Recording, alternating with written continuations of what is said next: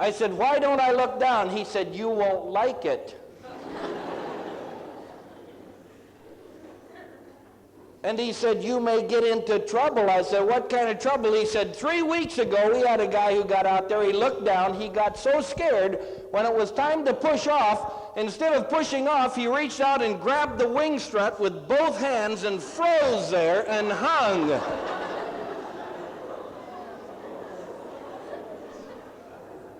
He said, we tried to tip the plane up so he could fall back in. He said, then I got in the door and I tried to help him a little bit, but I couldn't reach him. So he said, finally we just shook the plane till he got tired and fell off.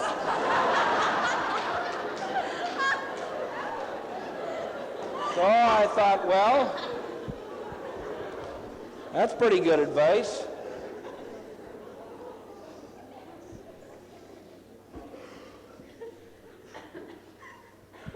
I don't need this, but you got such a sweet shoulder.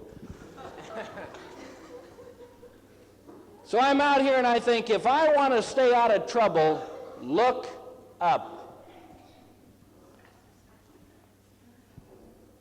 Now, I want to guarantee you something. Sooner or later, you are going to get in trouble. I guarantee you, sooner or later, trouble's going to come knock at your door. You open it up, hello, I'm trouble.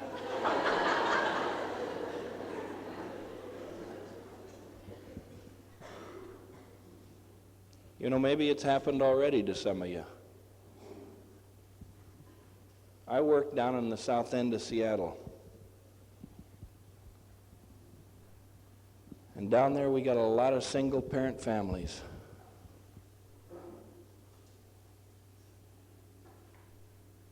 A young lady came in my office the other day, 17 years of age, sat down and we visited, and I said, you look upset. And she broke down and she began to sob and shake, and she said, oh, Pastor, am I ever going to know what it's like to live in a real home?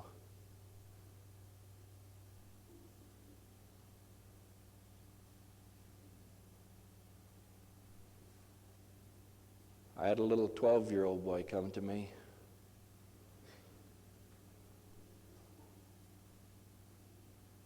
And he sat down and he talked about everything. And I said, son, why did you come to see me? I'll never forget what he did. He went like this. I can't tell, I can't tell, I can't tell, I can't tell. He just started to sob.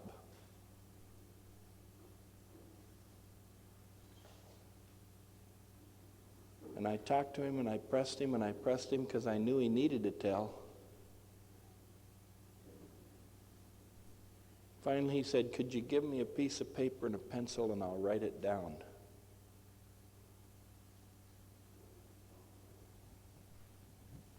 He wrote it on the paper, and he handed it back to me, and I opened it up. And it said, nobody knows it, but I've been molesting my 6-year-old sister.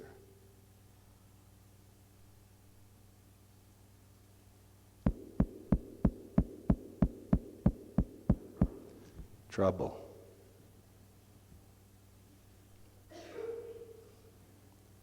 Now I want to tell you something. I don't care who you are. I don't care how much you love God. I don't care how much tithe you give. I don't care how many days you have your devotions in a row. I don't care how much you pray. I don't care how many verses of Scripture you read. I don't care how many years you've been to Christian school. I'm going to guarantee you something. Trouble is going to come and knock on your door.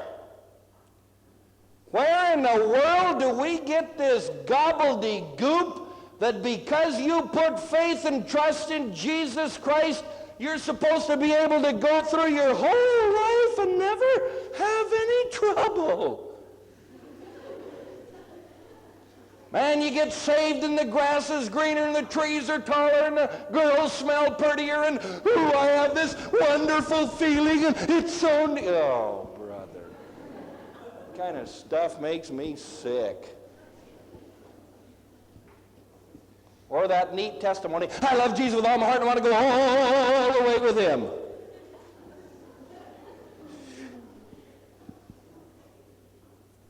What a bag of worms.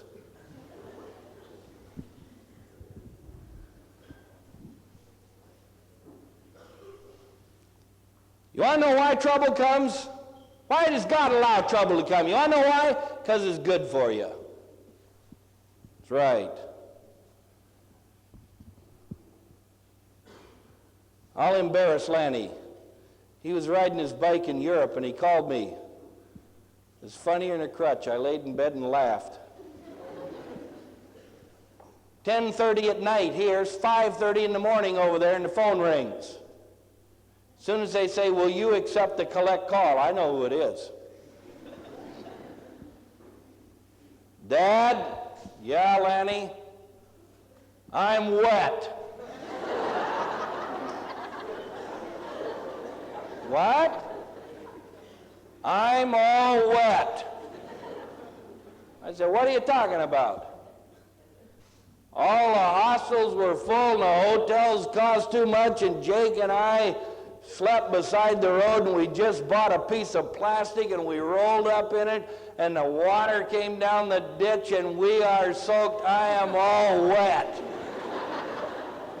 That's all he could tell me. I knew he'd been all wet all his life. I knew that. Well, I said, what's the day like? He said, well, we're going to Mrs. So-and-so's house. I said, how far is it? It's 80 miles. And the wind's blowing the wrong direction, and I'm all wet. I said, well, I'll give you a piece of advice. What? I said, get your buns on your bike and start pedaling. You may be wet, but you'll at least be warm. And if you pedal long enough, you'll get to Mrs. So-and-so's house. Have a good time. I'll pray for you. Goodbye. Click. I laid and laughed.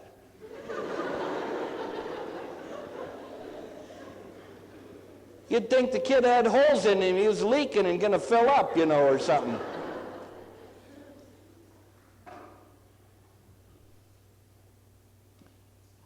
Doesn't matter who you are, what you do, where you are.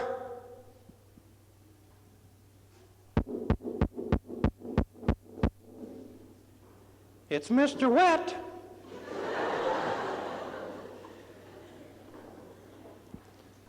Now let me ask you, when trouble comes, where are you going to look?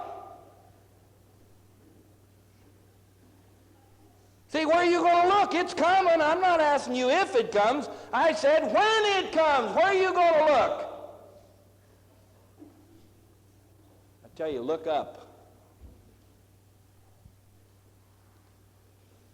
Look up and know that Jesus Christ can and will not take your trouble away. I'm not going to give you that bunch of baloney. But I'm going to tell you, he will make you man enough and woman enough and Christian enough to live through any kind of trouble that comes to your house. That's what Christianity is all about.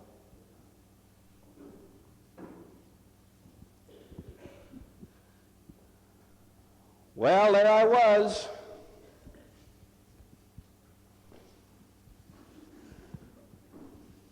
And they said, jump. And I pushed off. And for the first time in my life, I knew what D-O-W-N spelled. Down. Man, you talk about an experience. And they told me, they said, when you jump, you're supposed to holler.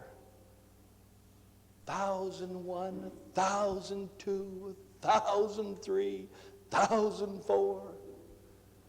He said, if when you get to 6, you're not sitting in that chute with everything open, then you start working on that reserve chute. Now that's a whole nother experience. You know, on television you see them like this. That isn't the way it works, man. Hold your hand over that and you pull the thing out and then you lift it out of the package and you're carrying it, you know, and you look up and you see how your parachute's malfunctioned and which way you're spinning, and then you throw it into the spin. I asked the guy when he's explaining. It took him 45 minutes to explain it to me. I said, how long I got to do that? He said, 12 seconds.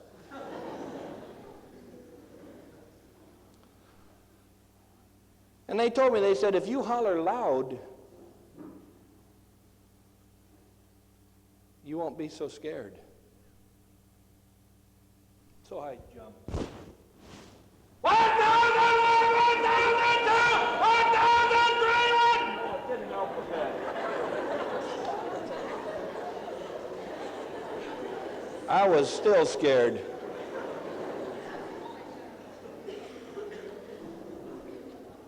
And all of a sudden I felt this shock. And I looked up, and it was the most fantastic thing. It was all air.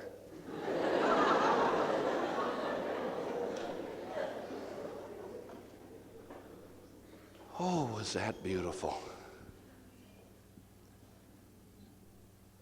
And then I suddenly realized how quiet it was. The plane was gone. I was so far above the ground I couldn't hear any of the road noise. The only thing I could hear was the sound of the wind going through that hole in the top of the chute, and it just made a little sound like shh.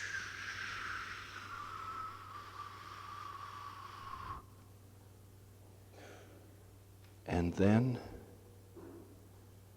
I heard a voice. Now, it wasn't God. I had a walkie-talkie strapped on my belly.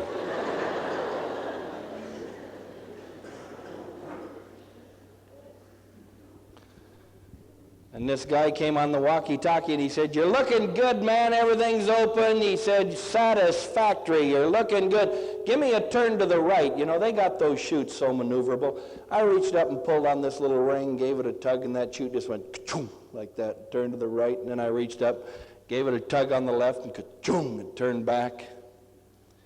He said, you're looking good. Just sit down and enjoy yourself. You know, so here I am.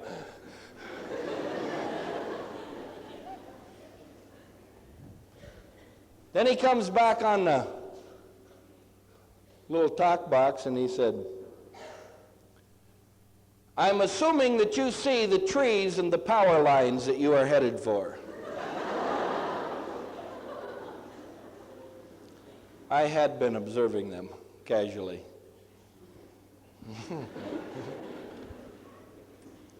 Then he said this. He said, don't worry about those. Listen to me. Do what I tell you, and you'll be all right. Follow my directions.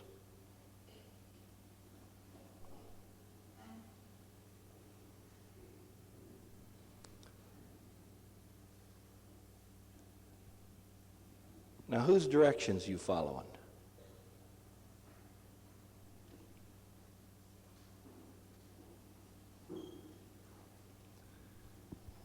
You know, one of the problems I had in the Christian life was after I got converted when I didn't know anything. I know twice that now.